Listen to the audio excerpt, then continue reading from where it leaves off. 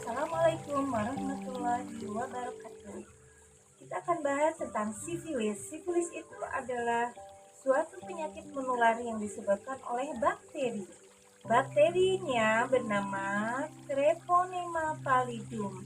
Gejala awal penyakit ini adalah luka pada tempat masuknya bakteri ke dalam tubuh dan biasanya pada daerah sekitar kelamin.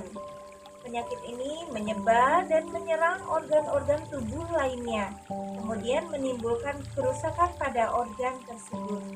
Sifilis ada dua, ada yang akut dan juga ada yang kronis.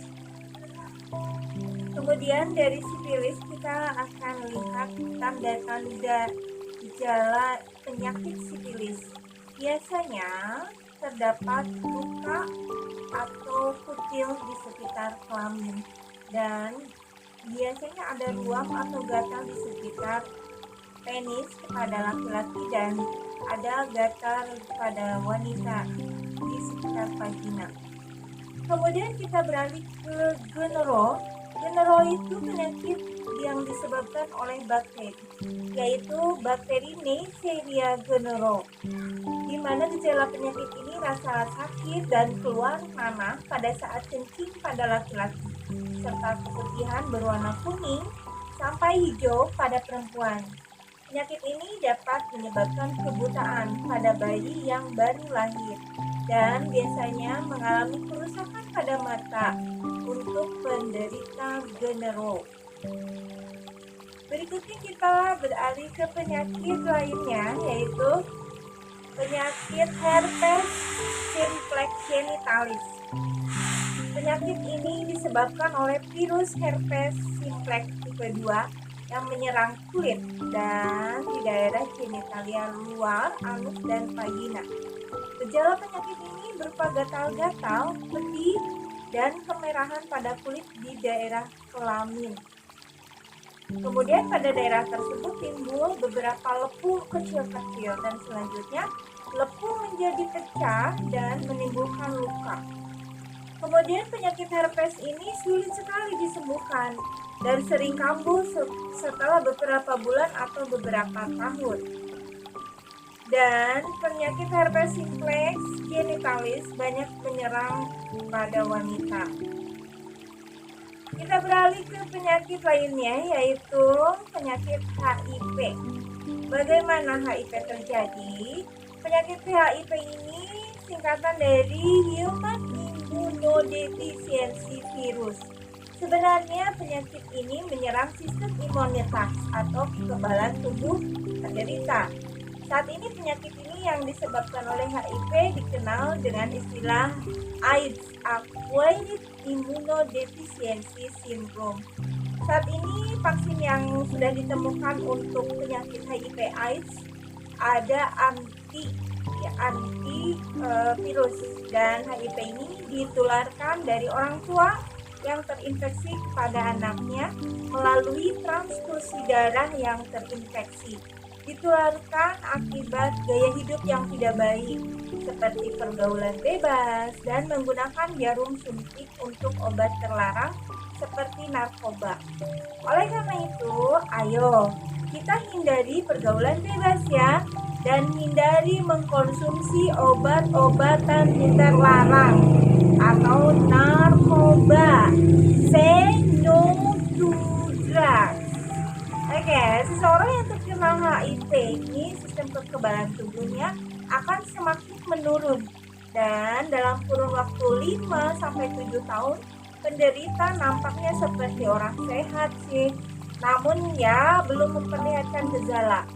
Fase selanjutnya AIDS baru dapat terdiagnosis setelah kekebalan tubuh sangat berkurang dan timbul penyakit tertentu seperti TBC, pneumonia, herpes, saraf terganggu. Namun tidak semua orang mengidap penyakit tersebut.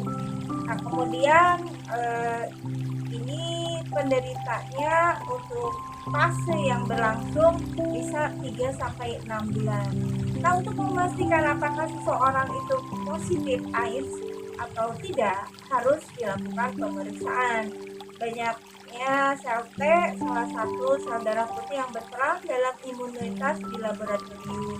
Gejala yang nampak biasanya mengalami demam dan flu yang berkelanjutan, kemudian penderita untuk HIV AIDS ini terus-menerus menurun secara drastis sistem imunitasnya.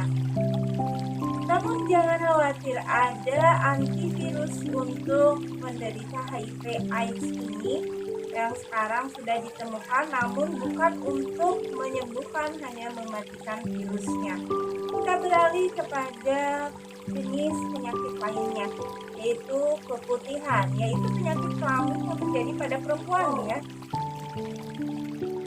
Berikutnya adalah herpes simplex genitalis. Herpes simplex ini disebabkan oleh suatu virus herpes simplex tipe 2 dan menyerang kulit di daerah bagian kemaluan ya, dan ada berupa gatal-gatal, pedih, dan kemerahan pada kulit di daerah kelamin. Kemudian pada daerah tersebut timbul beberapa lepu kecil-kecil dan selanjutnya lepu menjadi pecah dan menimbulkan luka.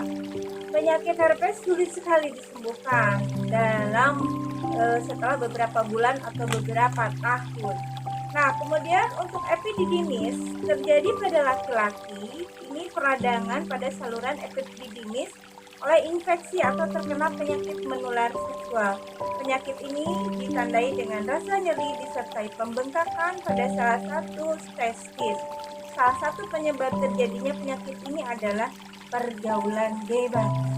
Ada satu penyakit lagi yang harus kita hindari terkait dengan penyakit-penyakit yang ada pada organ reproduksi wanita maupun pria. Bagaimana mencegahnya? Sistem reproduksi harus dijaga dengan sebaik-baiknya. Selain untuk kesehatan, hal ini dilakukan dengan cara kita mengagungkan ciptaan Tuhan. Penyakit pada sistem reproduksi dapat disebabkan oleh beberapa faktor. Yang pertama ya, tentu saja kita harus menjaga kebersihan organ reproduksi. Apabila kebersihan organ reproduksi kurang dijaga, akan dapat terjangkit.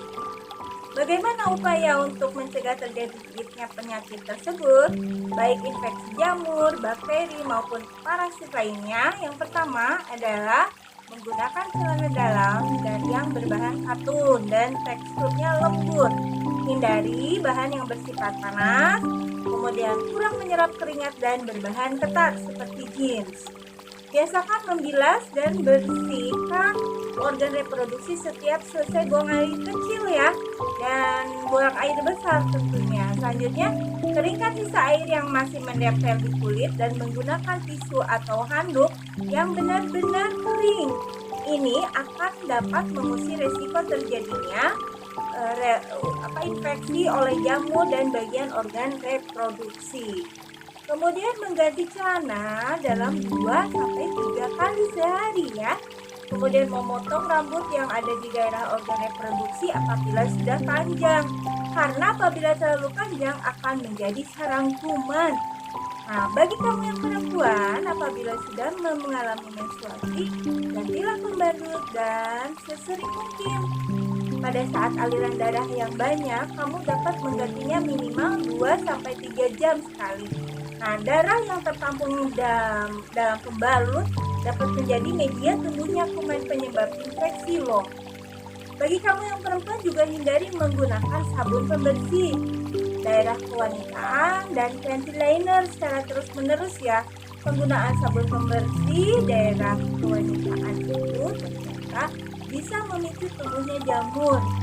Nah, apalagi kalau penggunaan panty linernya terus-menerus dapat menyebabkan daerah kewanitaan menjadi lembab sehingga memudahkan terjadinya infeksi bakteri dan jamur. Nah, ini menyebabkan munculnya jerawat di daerah kewanitaan dan menyebabkan iritasi pada kulit. Lalu bagaimana? Ya, selain itu juga harus rajin olahraga dan banyak mengkonsumsi sayur dan buah. Selain bermanfaat bagi kesehatan tubuh, juga dapat mencegah terjadinya infeksi organ reproduksi oleh jamur. Nah, faktor yang dapat menyebabkan menyebabkan penyakit pada sistem reproduksi adalah akibat pergaulan bebas dan penggunaan narkoba. Namun, penyakit pada sistem reproduksi juga dapat disebabkan oleh transfusi darah yang sudah terinfeksi penyakit atau diturunkan dari orang tua yang sudah terinfeksi melalui proses kehamilan. Nah, agar dapat kamu mencegah terjadinya penyakit pada sistem reproduksi yang disebabkan oleh faktor tersebut, kamu juga harus dapat menjaga pergaulan dan memilih gaya hidup yang sehat. Selain itu juga gunakan internet secara arif dan bijaksana ya, dengan tidak mengakses situs-situs yang menyediakan gambar atau film porno yang secara pelan tapi pasti akan mendorong kamu pada pergaulan bebas yang sangat rentan dengan penularan penyakit seksual. Nah, hal lain yang kamu lakukan adalah menjauhkan diri dari penggunaan narkoba, karena itu merupakan cara lainnya untuk dapat menjadikan kamu menderita penyakit seksual. Nah, gunakan waktu luangmu untuk menyalurkan hobi dan kegiatan yang positif ya, sehingga kamu dapat berprestasi dan terhindar dari pergaulan yang tidak sehat. Kamu juga dapat melakukan eksplorasi berbagai jenis penyakit dan sistem reproduksi serta penyebab dan upaya pencegahan yang dapat dilakukan. Yakini, nah, kegiatan ini dapat kamu lakukan dengan guru dan ya sekitar orang tua kamu. Nah, kunjungan seminar kesehatan juga bisa kamu lakukan ya, untuk mendapat informasi yang tepat dan sesuai. Tidak menutup kemungkinan kamu juga dapat mengadakan acara diskusi kesehatan reproduksi dengan mengundang para dokter. Nah, ini ujungnya untuk mencegah penyakit menular. Cara lain juga kamu juga harus menghindari sumber informasi yang salah, misalnya informasi dari dunia maya yang belum tentu semuanya layak untuk anak seusia kamu.